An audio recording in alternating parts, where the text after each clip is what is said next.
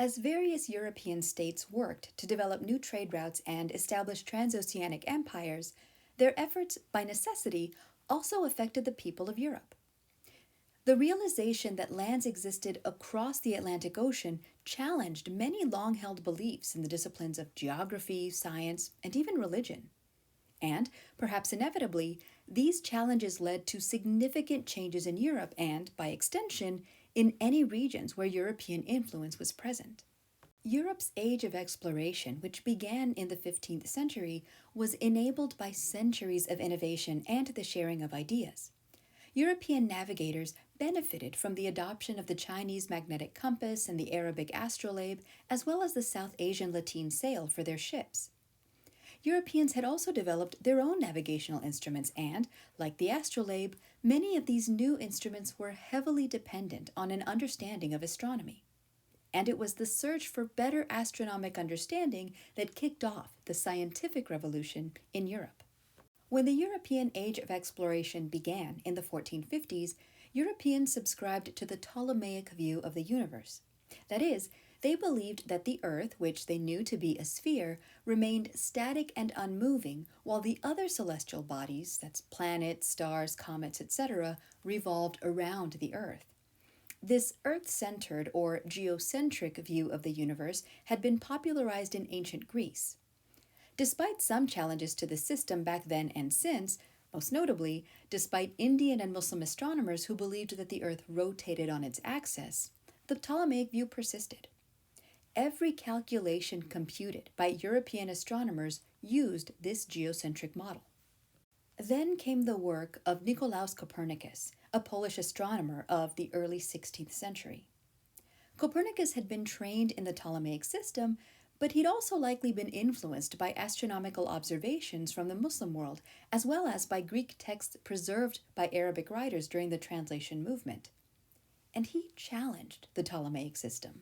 In 1543, Copernicus published On the Revolutions of the Heavenly Spheres, a text in which he argued that the universe operated on a sun-centered or heliocentric model.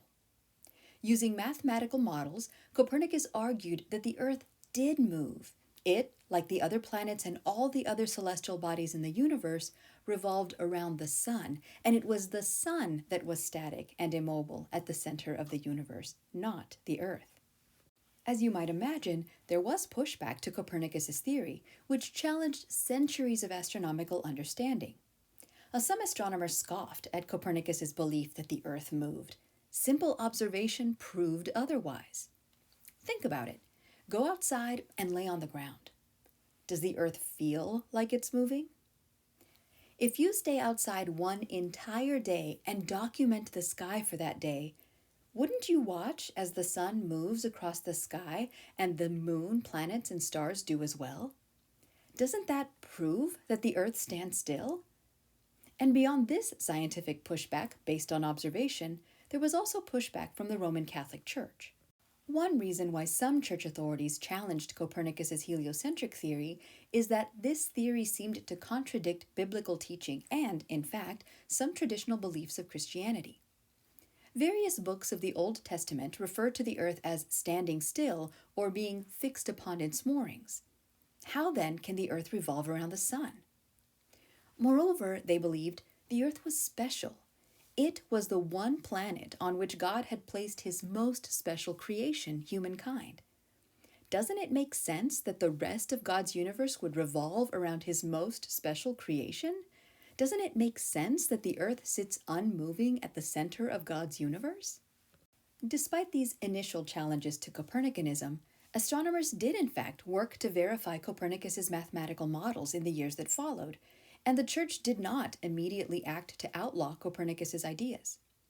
The heliocentric model, aided by its original publication and mentioned in other texts over the next few decades, spread across Europe, with more and more astronomers agreeing with it, thanks in part to the power of the printing press, which made more texts available more cheaply, and also thanks to the curiosity of Europe's scientific community, which was willing to engage with Copernicanism.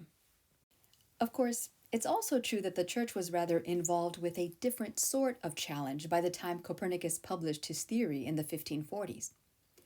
By 1500 CE, the Latin Church, known as the Roman Catholic Church, had become the most powerful institution in Europe. Its leader, the Pope, presided over religious decisions which affected millions of Christians in Central and Western Europe and, after the mid-1400s, who lived in parts of Africa and the Americas as well. Over the last 15 centuries, the Church had developed a hierarchy of clergy which helped to facilitate the many responsibilities of the Church. The Church provided essential social services across all of Europe. They ran hospitals, orphanages, and schools, and they fed and sometimes housed the homeless as well. The Church was also politically influential.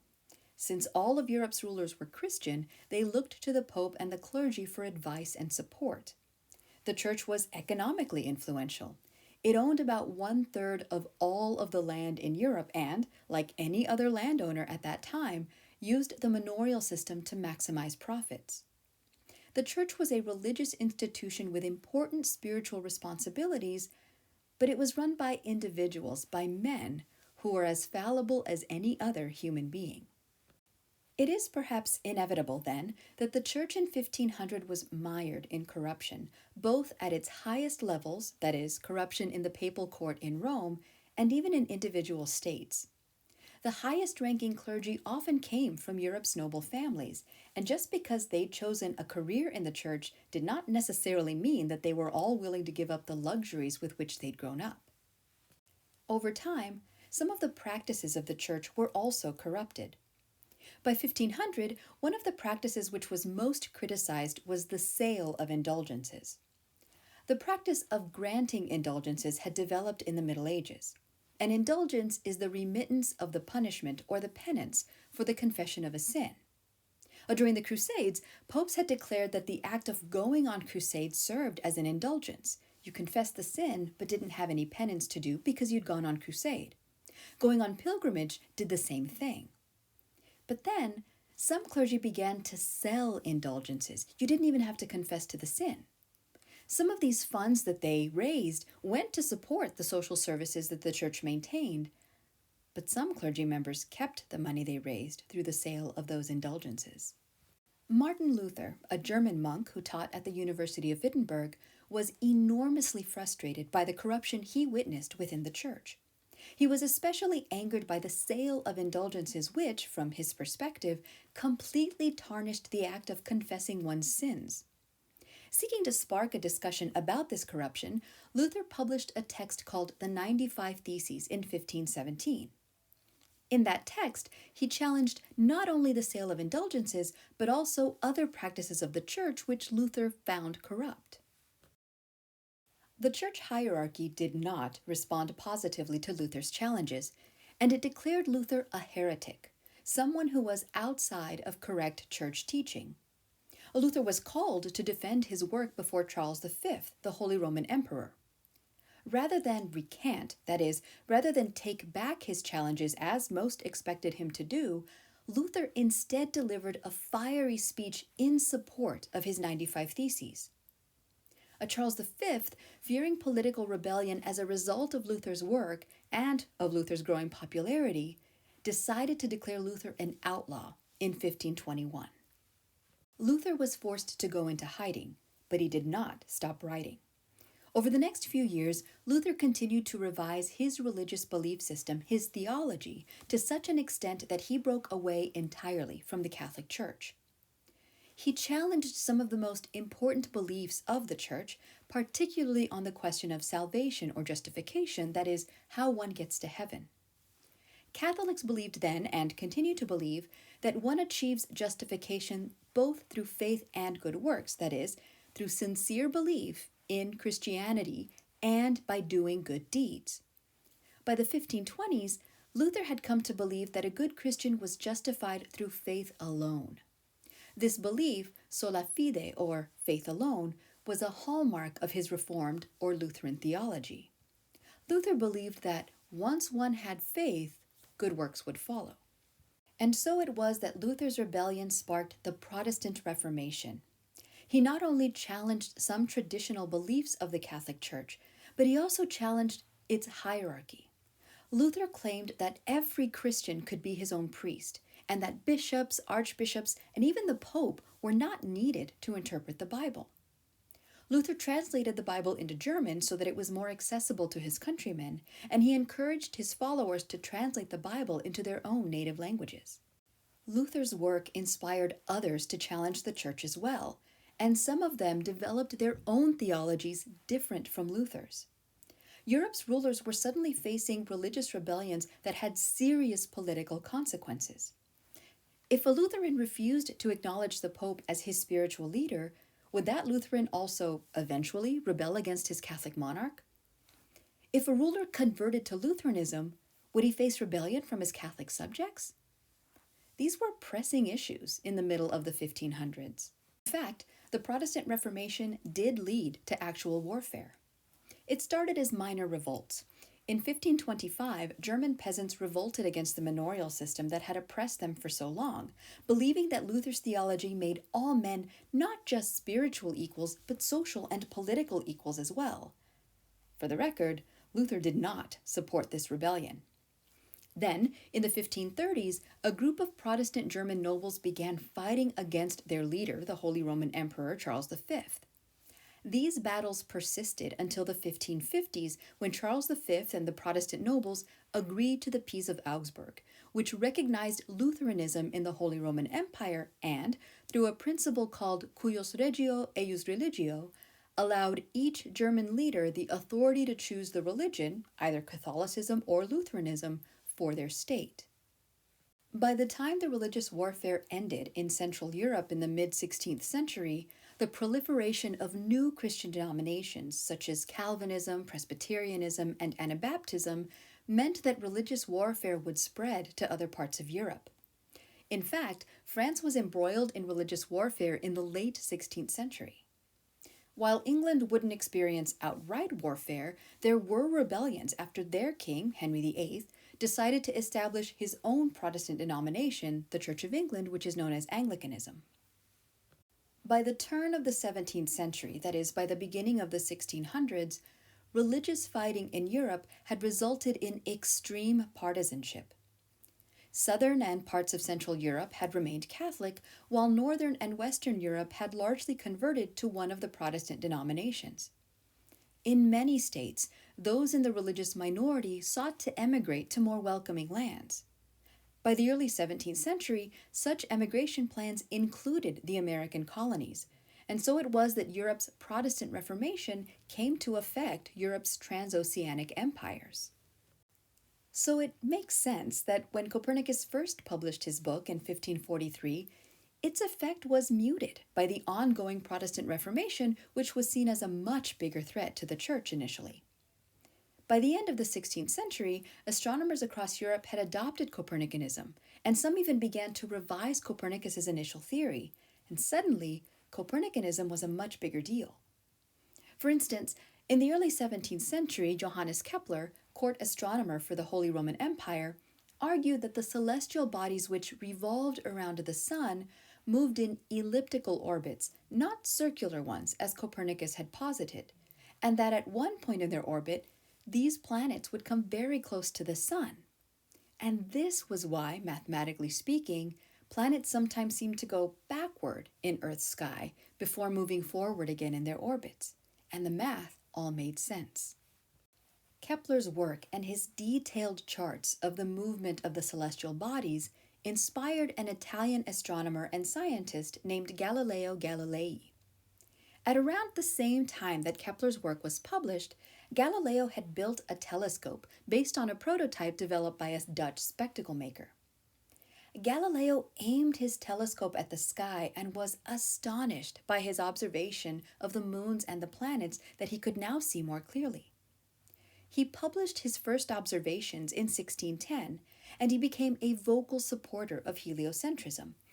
He even wrote a letter in which he essentially argued that heliocentrism did not go against the Bible because the Bible was an authority for morality and religion, but heliocentrism was about provable science. Galileo's outspoken support for heliocentrism came to the attention of the Church, and he was brought before the Roman Inquisition in 1615 for potential heresy. He was accused of attempting to reinterpret the Bible in a way that was reminiscent to the Protestants. While Galileo successfully defended himself, the Church decided to issue a formal declaration against heliocentrism, that is, against Copernicus's ideas. So it actually wasn't until nearly 80 years after Copernicus published his theory that the Church officially stood against it.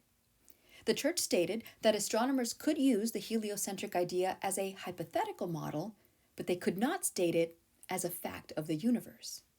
This kind of interventionism of the Church in scientific matters wasn't always welcomed. At this time, many of the people working in scientific endeavors were associated with the Church in some way. Most were members of the clergy. Galileo himself had ties to the papal court. That's why he came before the Inquisition a second time, when he wrote a treatise defending heliocentrism even after the Church's dictate against doing so. That time, in 1633, Galileo did not escape punishment. He was punished with house arrest for the remainder of his life. He continued to publish on scientific matters until his death in 1642. Galileo's run-in with the Church was perhaps the most glaring of instances where religion seemingly sought to silence science.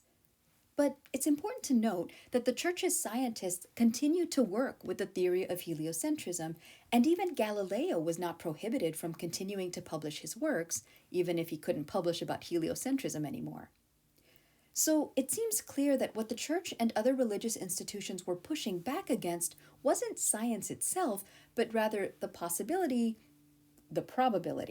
that scientific discovery might chip away at the influence of religious institutions. And this was not a vague probability. We can look at the progress of the biological sciences as another example, where the Church's authority starts to be chipped away.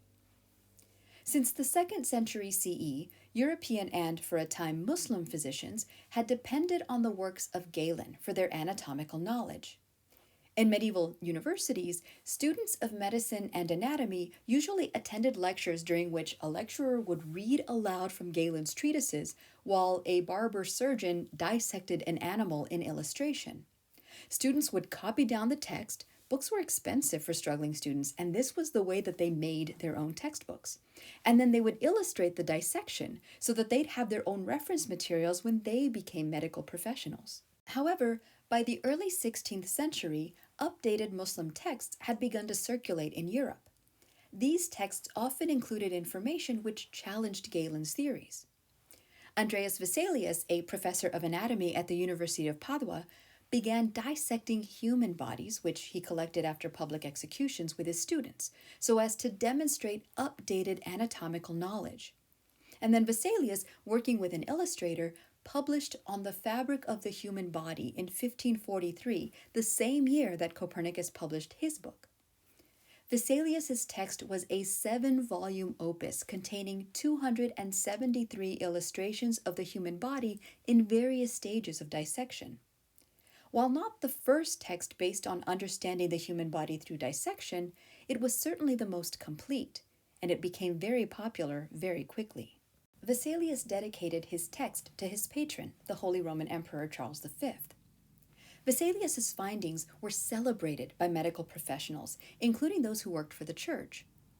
While human dissection was still relatively new in Europe, technically speaking, religious authorities of all denominations taught against desecrating the human body in any way, but Vesalius was able to escape criticism by ensuring his dissections were always of executed felons, meaning he only dissected the corpses of known sinners.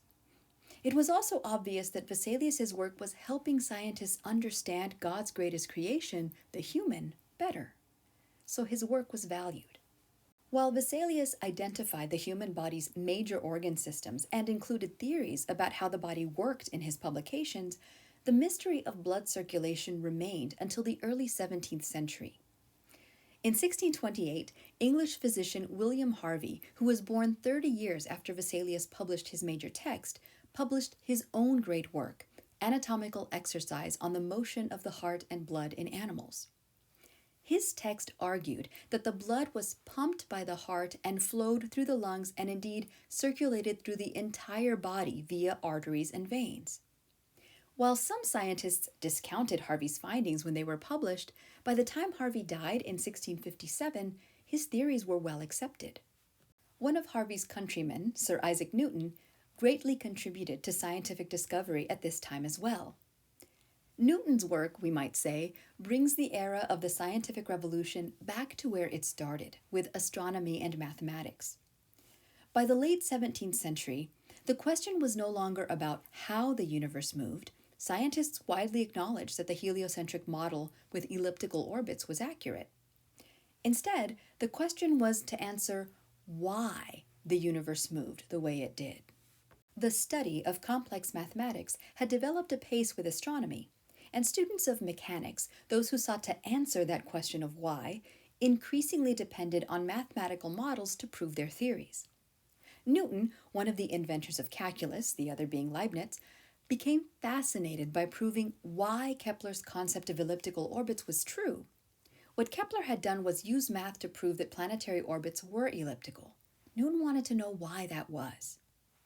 Newton came to the conclusion that it was gravity, the physical attraction between celestial bodies, that dictated all the movements of the universe, including the shape of orbits.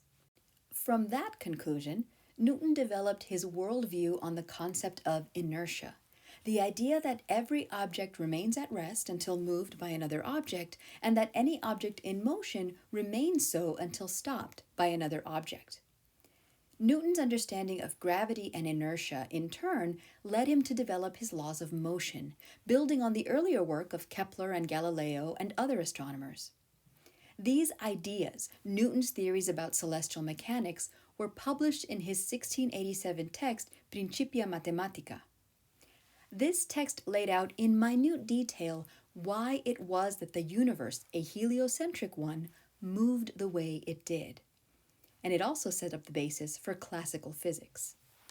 What Newton also did, which astronomers like Galileo did not, was leave explicit room in his theory for religious belief.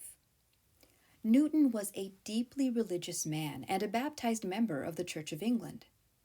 He believed that the universe worked as it did because God had made it so.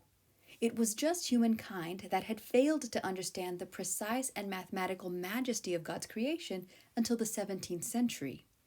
In other words, studying the universe in this way gave glory to God. The relative ease with which Harvey's and Newton's theories were accepted in the late 17th century seems to indicate that, by the late 1600s and early 1700s, scientific theories were generally accepted as they were published. Nothing could be further from the truth, though. Scientists would continue to have to fight for their theories. For instance, the miasmatic theory of disease, the idea that disease is spread through bad odors, persisted until the middle of the 19th century when germ theory was finally adopted. The effectiveness and safety of building immunity to disease through inoculation or vaccination, which began in the 18th century, is still sometimes challenged even today. As important as the individual discoveries of the scientific revolution were, and there were many more than the few covered in this lecture, perhaps the most important innovation developed during this era was the process of how one should engage in scientific discovery. Prior to the scientific revolution, scientific understanding had progressed through trial and error, and since replication often wasn't part of that, trial and error was a very imperfect process. In the early 17th century, French philosopher Rene Descartes developed a scientific method based on observation. Descartes' approach used deductive reasoning, or a process which starts with a general or broad statement, sometimes called a hypothesis, and slowly drills down to a specific conclusion by examining all of the possibilities and discarding those which are incorrect. This is often referred to as the top-down approach. Its logic relies on the initial premise, the hypothesis, being correct. Descartes' most famous quote, "I think, therefore I am," embodies the way in which he believed people should always be questioning and analyzing the world around them. At around the same time, the English scientist Sir Francis Bacon independently developed an approach to science which has become the basis for our modern scientific method. Bacon was a proponent of empiricism, or investigation by A, research, B. Observation, and C. Deriving general or probable principles on the matter based on A and B. He focused then on using inductive reasoning, or specific observations which build to make up broader generalizations. This is often referred to as the bottom-up approach. The logic of inductive reasoning relies on the specific observations being correct or accurate so that your broader generalization is true. Our most modern version of the scientific method blends these two approaches. As you can see on the screen, we use deductive reasoning in simple experiments, and we use inductive reasoning to get to specific theories about how the world works. And so it was that the challenges to the status quo, one religious and the other scientific, but both intellectual, led to a dramatic realignment in Europe during the 16th and 17th centuries. This realignment would eventually have a global effect as well, since Europeans, like any other people, carried their ideas with them wherever they went. And perhaps significantly, this new way of thinking is going to bring about an even bigger age of intellectual revolution in the 18th century.